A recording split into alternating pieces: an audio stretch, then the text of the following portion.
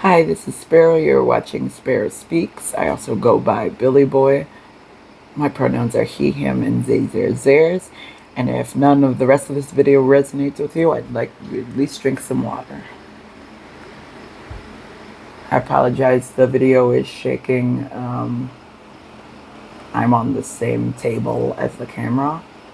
It's pretty late right now, so I'm just doing the best I can and get this video out.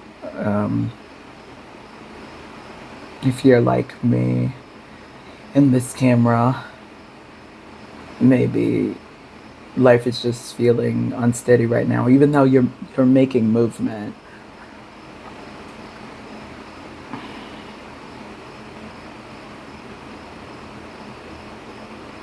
I'd rather zone out than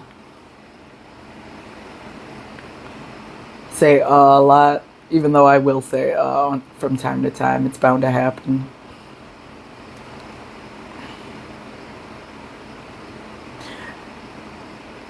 One on the clock as I said that. But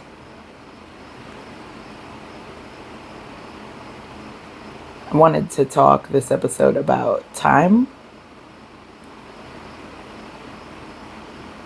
and how I perceive time. How do you perceive time? We were all raised to perceive time in a linear way. But if you really think about it,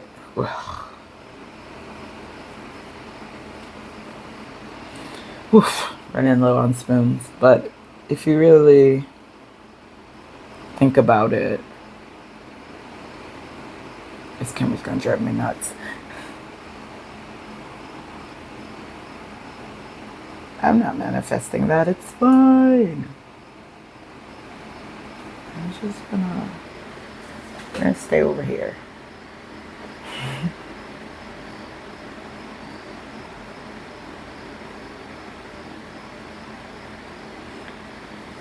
I was gonna say though, if you really think about it, 222 on the clock.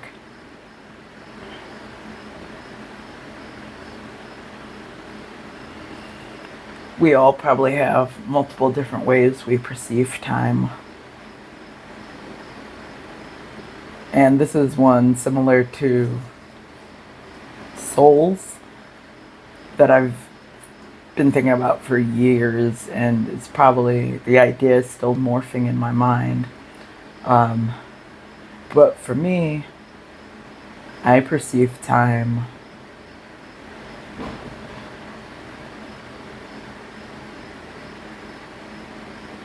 as ripples in water.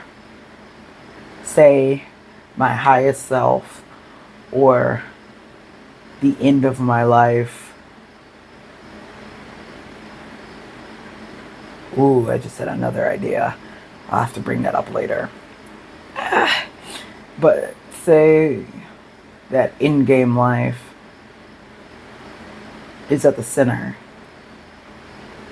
and then it ripples out to like the beginning of your life. And I'll bring this up later. There are many different timelines you can shift to. But I feel like that calling, those callings we feel, if you feel callings, are from different future selves, rippling that message back to you. So that's kind of why, like, as we get older, we feel like we're becoming more and more ourselves. When I was little, when I was growing up, there were all these different songs that I liked. Some of them were even too painful to listen to. It was a lot for, like, younger me's emotional span. It's about to be 4:44 on the clock.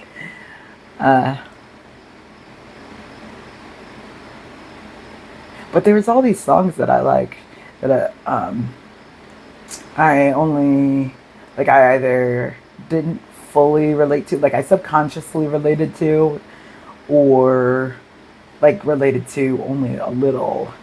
Um, and as I get older, I have had those experiences in those songs. Not all of them, I would say, but like I resonated on those songs levels.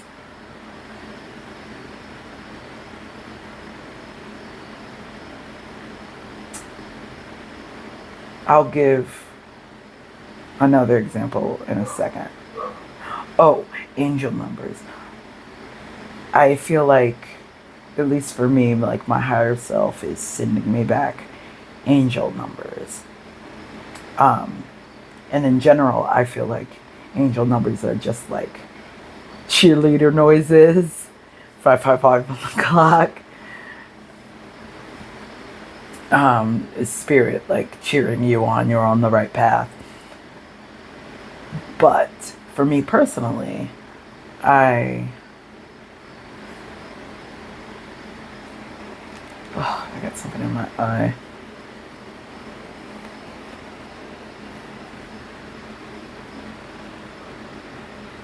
Alright.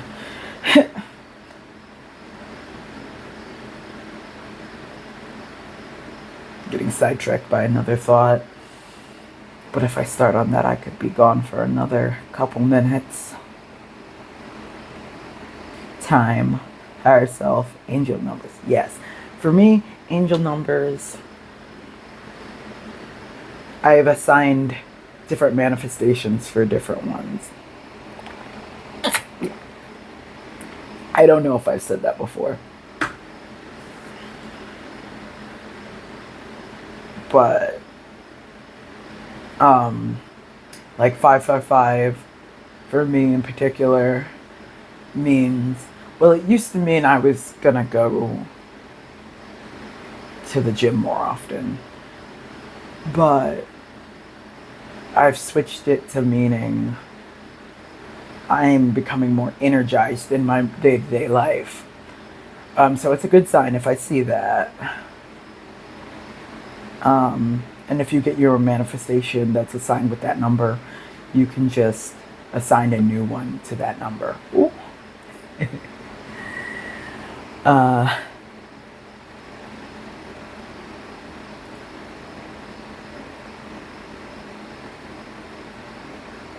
Yeah, so coming back to this other thought. Oh, other examples. Yeah. About a decade ago, beep bop boop boop. If you saw the last episode, you know, if you're new here, most likely.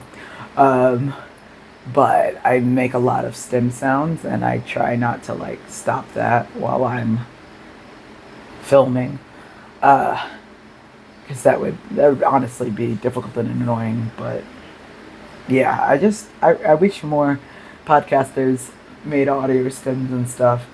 A lot of them are probably reading notes, which is smart. But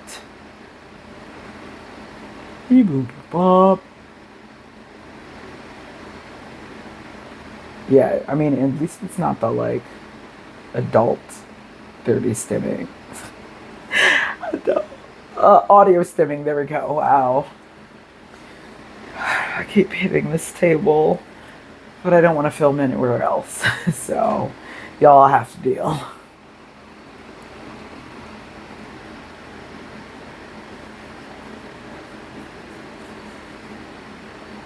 Time, angel numbers, other examples. Yes, a decade ago, I was thinking of how I wanted to look, how I perceived my future self.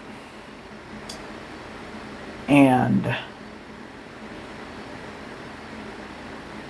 at the time, I saw myself as a... I don't know if I'll get flagged for saying this, but I don't know if you'll know what I'm talking about if I don't say it. I was considering being a suicide girl at the time, which, if you don't know what those are and you're a kid, like, don't look that up. But if you are a kid, why are you here anyway? Uh, no offense, but uh, yeah. So they were like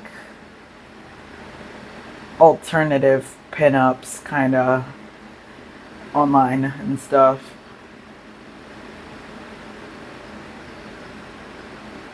And I saw myself with like long teal braids down my back, like turquoise or teal,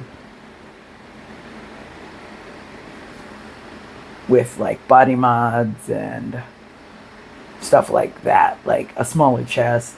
And I wanted to preface this by saying, um, a decade ago, even more now, uh, this was actually like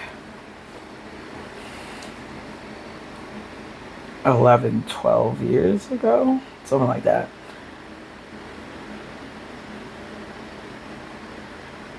But I still was like, saw myself as a cis straight woman. I was teetering between Catholicism and agnosticism at that point. And I didn't even have any body mods. I didn't even want any body mods. I definitely wanted to dye my hair, but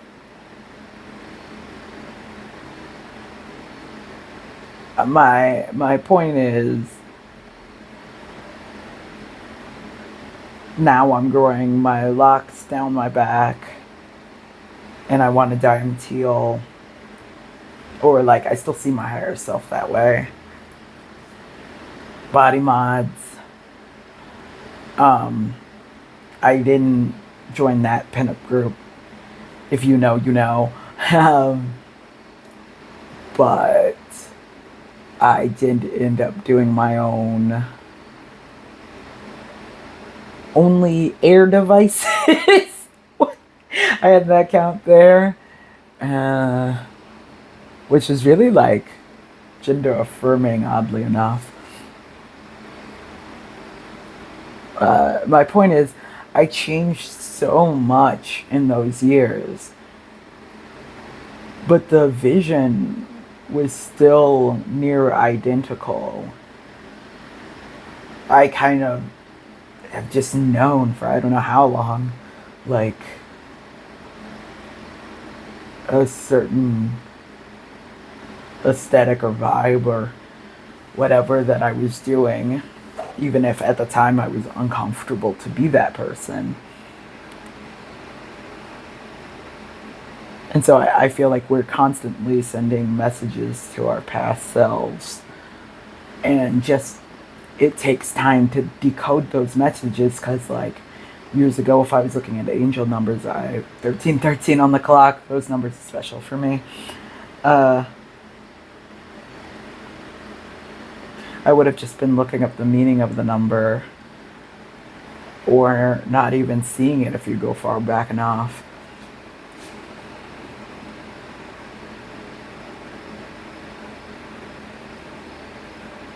So, I don't know how much I'll get into this today, especially since we're over 13 minutes. But a TikTok I saw a couple of years ago, I don't remember their name. She was talking about the possibility of reincarnation, not just forward.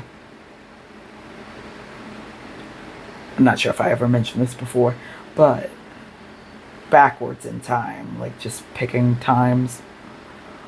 1414 on the clock.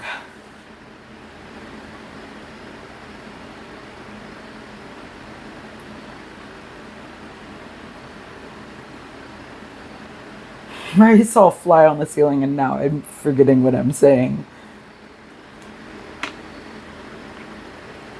Honestly, it's probably just better to just say what I'm seeing rather than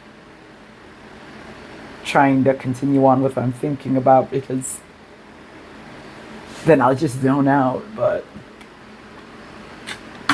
I'm tired, it can't be helped. If you've listened this far with the shaking camera and all my pauses, I really appreciate you.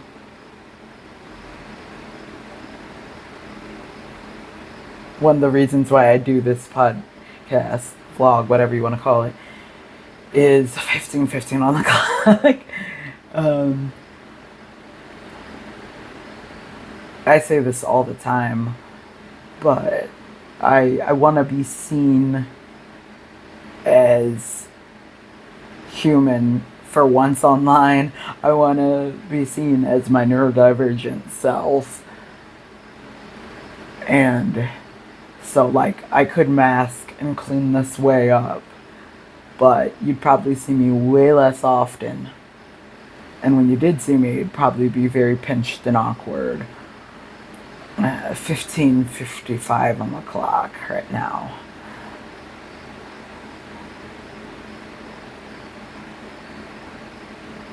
Time. So jumping back to different points.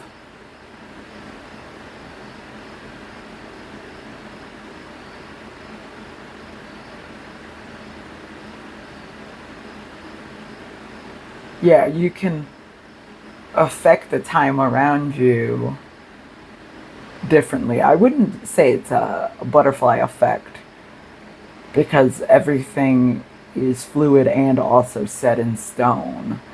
So that means if someone did time travel, reincarnate backwards, and go to, say, the early 1900s, then I think it's already happened. But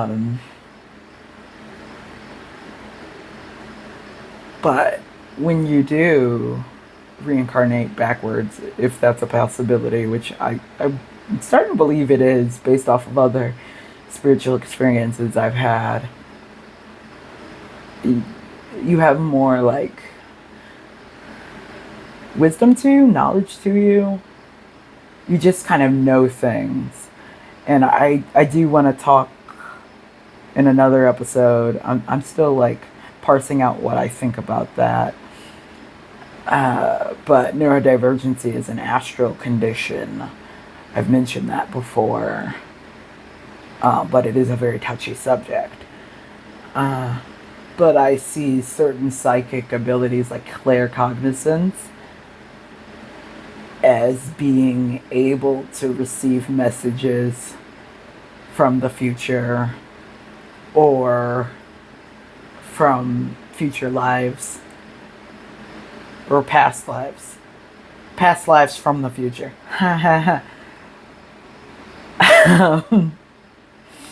But yeah, I'll give you an example. And it sometimes can be awkward, or you can even, if you believe this, jinx yourself by saying claircognizant things before they happen, because you have to realize that we have multiple timelines. All of us do. That's kind of how this works. It's a choose your own adventure. But dang it, I lost that thought. Me and this Benjamin Franklin posted to the wall. We're having a stare down. I'm friends with you, Benny. Ooh, buddy.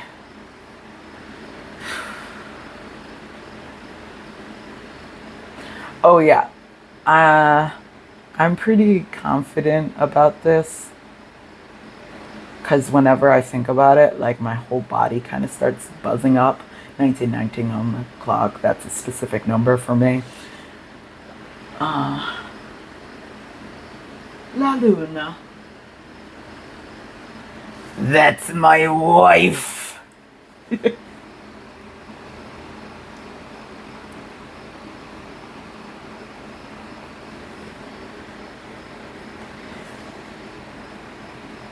But sometimes what you really, really, really want to happen. So, okay, one thing about the ripples. Okay, This is something I had forgotten about.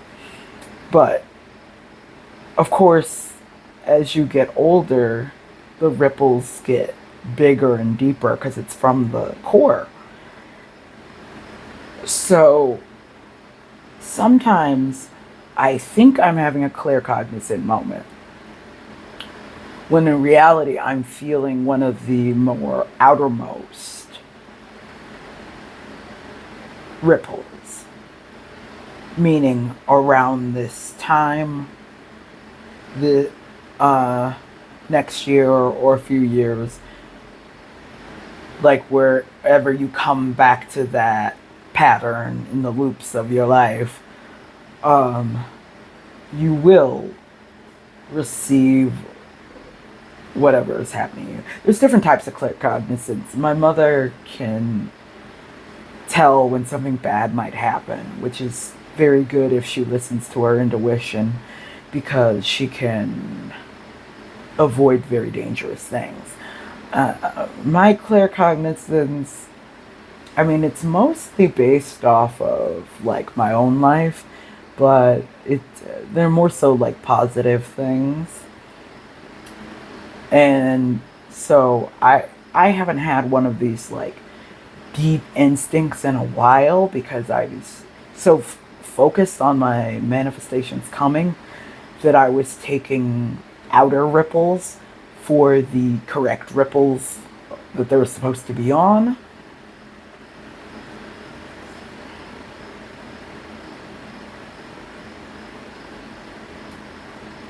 But yeah, I'm going to be in Paris in Christmas. I'm going to be in Paris. And I mean, I already kind of knew I was going to be in Paris within the next year or two, because I had had a dream where I had told myself, oh, Paris is going to be sooner than you think. And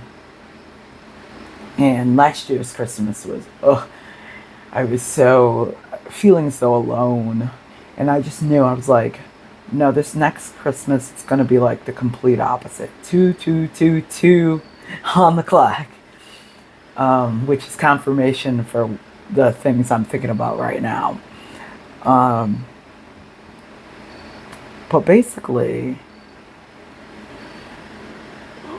train of thought. I'll catch you eventually.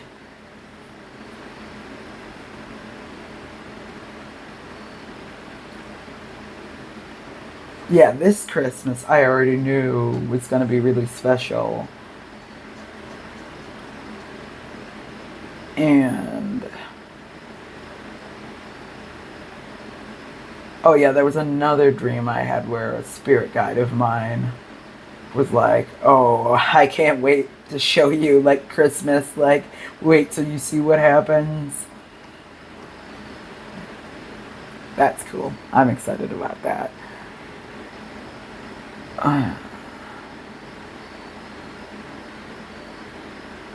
But so yeah, that's often why we feel frustration with not being ourselves, or not seeing that form of ourselves in ourselves, because we can feel it from the future. And we're like, but I'm not seeing it here. And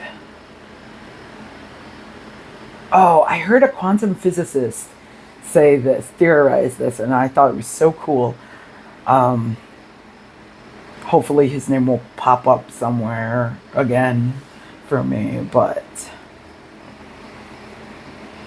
they were confirming that, like, already we knew that cells or atoms like can disappear and reappear with perception, but they were saying that time is also that way. Like, not only is the future fluid on our current acts, but the past can also be affected by our current actions, which makes so much sense to me. 2444 on the clock.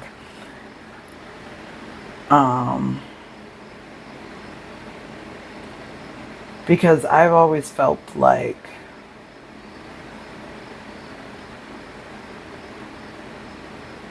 Wait, give me a second. If you can hear me drinking water on here and you don't like that sound, I apologize. Hydrate or dehydrate?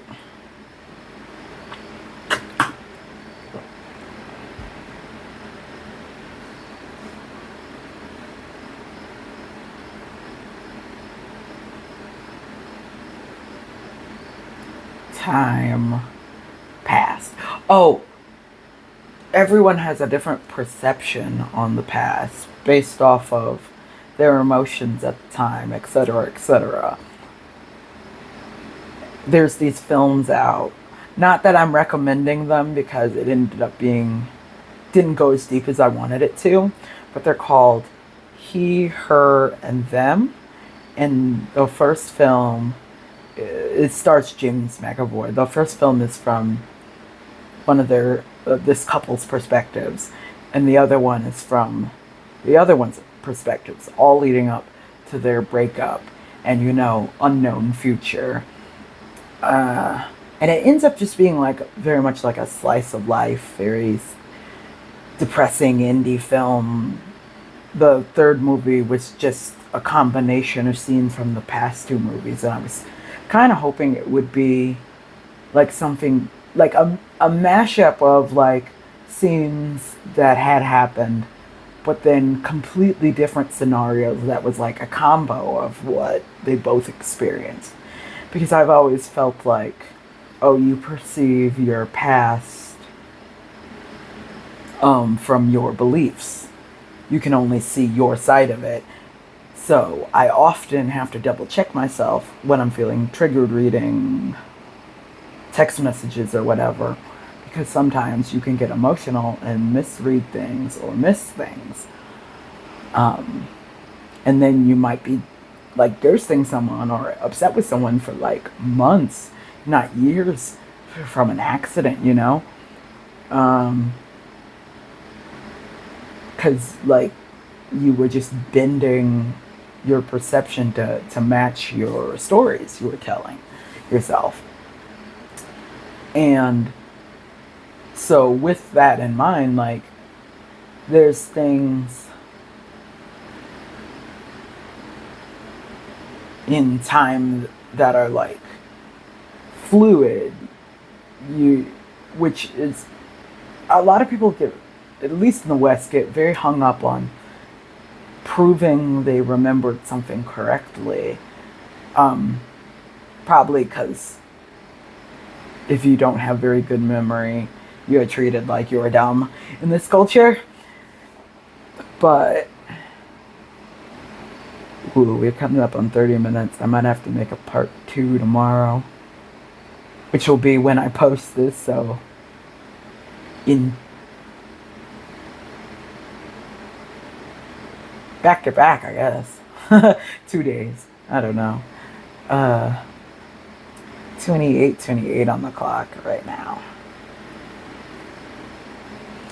The more I see the numbers, the more they show up. I don't know if you get annoyed with channeled readers for doing that, but like I can't help it. It's right there.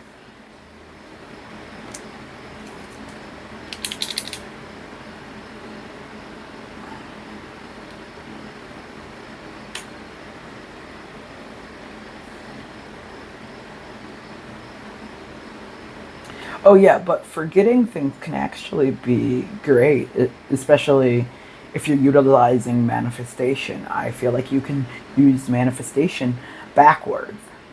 Um, Manifest your past self to have done something to affect your current or future self. Say you're not sure if you left your keys at home or if you took them with you. So I think it's a very smart idea to not check your purse or your pockets or whatever when you're in a really tense mood about it. Instead, wait until you just kind of impulsively do it. And most likely the keys will be there, even if on brief checking earlier you didn't notice them. You kind of manipulated the past because you decided The memory wasn't there. You decided that it was with you. Because, yeah, I can kind of see myself. I have the memory of myself putting it there in my pocket or in my purse, even if that memory is from a different time.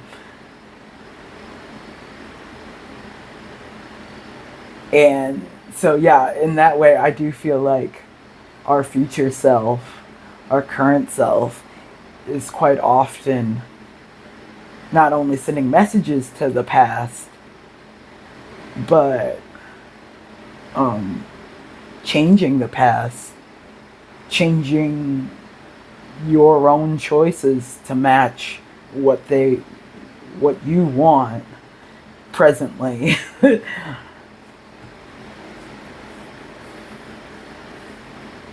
And that's why I try not to get hung up on,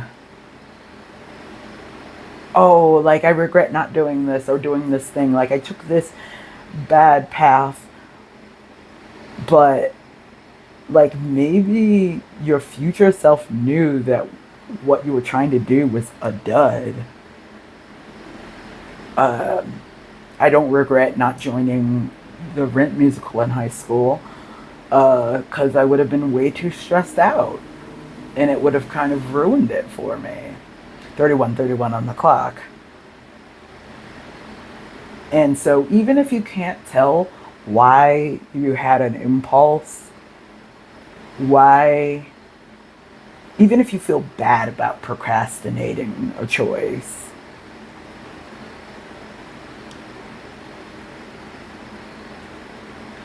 I I would say wait and see, because also there's this doctor of psychology. There's a couple different doctors I want to mention right now. One, I think her name is Dr. Paula Herlock. I believe she's Jamaican. I'll link stuff in the bottom. And then another doctor is Dr. Ellen something. And I'll bring up Paula first, because she was saying that procrastination can actually be a tool of intuition. And so sometimes, kind of like what I said, there's something you want to do and you haven't been doing it. And maybe that's like a sign, like maybe that's what you're supposed to be doing. You're supposed to wait until certain pieces come into play. Or if you're in the right state, right time, right place. I feel like I want to get into it on a whole different episode, but divine timing, like that's kind of what I feel like that is. It's not to say, oh, this designated thing was going to happen across all timelines, or in this timeline specifically, like at this time, and it is written in the stars. I do feel like there are those points in time, 3333 on the clock, but I feel like a lot more. Oof.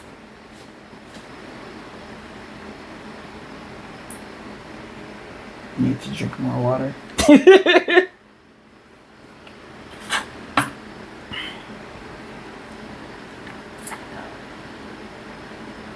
Where was I? Oh yeah, time is much more fluid than that. So, the divine timing I think of is when the rest of the universe lines up to the thoughts you had.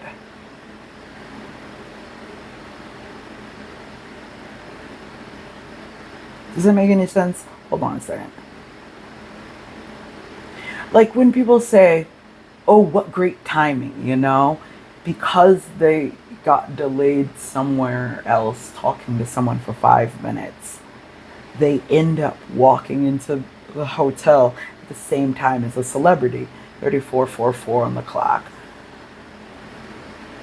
And they say, oh, I'm how lucky, when that can be your future self kind of shifting the fabric.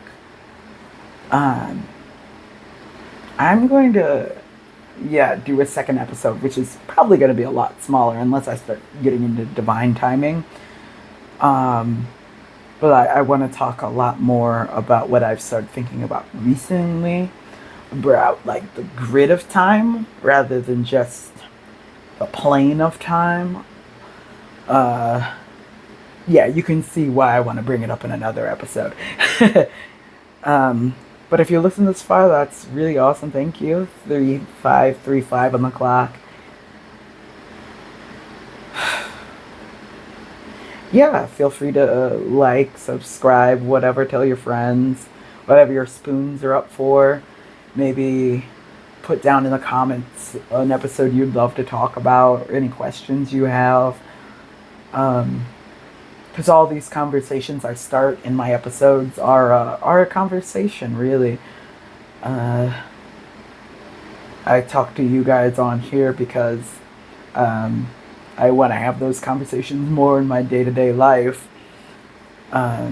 So they're always kind of in transition. They're expanding and going in different directions. And I need other people's perspectives to do that. So thank you. Yeah. Take care.